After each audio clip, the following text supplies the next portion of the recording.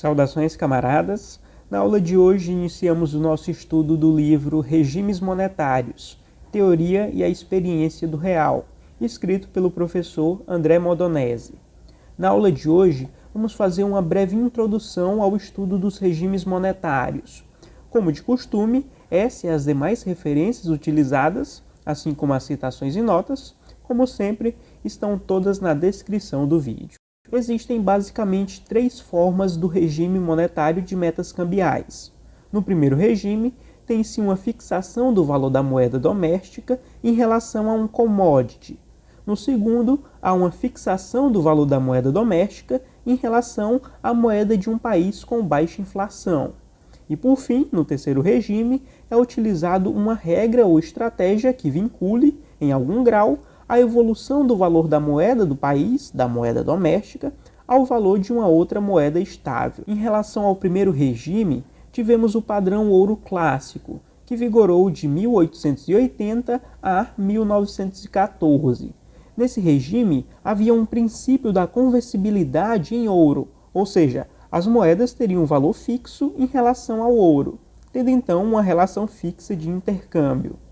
Já na segunda forma de regime monetário, em que ocorre uma fixação do valor da moeda doméstica em relação à moeda de outro país com baixo histórico de inflação, temos o regime do padrão ouro-dólar, também chamado de sistema de Bretton Woods, que foi vigente de 1946 a 1971. Nesse regime, a moeda dos Estados Unidos, o dólar americano, era conversível em ouro e tinha uma paridade fixada entre as outras moedas e o dólar. Como explica o professor Modonese, essa variante do regime monetário de metas cambiais foi adotado de forma notável na reforma monetária alemã em fins de 1923, quando houve a fixação da taxa de câmbio entre o marco e o dólar americano, levando a economia alemã à estabilização e interrompendo uma das maiores hiperinflações da história. Esse regime possui, portanto, longa tradição na história econômica. Em relação à terceira forma do regime monetário de metas cambiais, em que utiliza-se uma certa regra ou estratégia de vinculação da evolução do valor da moeda doméstica ao valor de uma outra moeda estável. Essa forma de regime vem sendo adotada em vários países desde o final do século XX.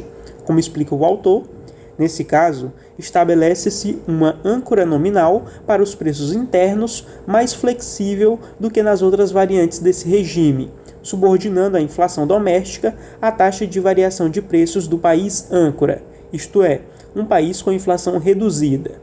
Entretanto, cabe ressaltar que não se determina uma taxa de câmbio fixa entre a moeda doméstica e a moeda mais estável, ou o ouro, como nos primeiros casos. Essa forma de regime monetário pode causar sérias distorções, como a substituição da moeda de um país com hiperinflação pela moeda de um país com preços historicamente estáveis.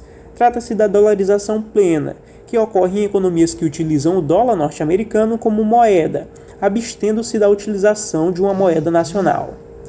Camaradas, e com isso a gente encerra por aqui a nossa primeira aula introdutória. Qualquer dúvida, fique à vontade para perguntar e até a próxima.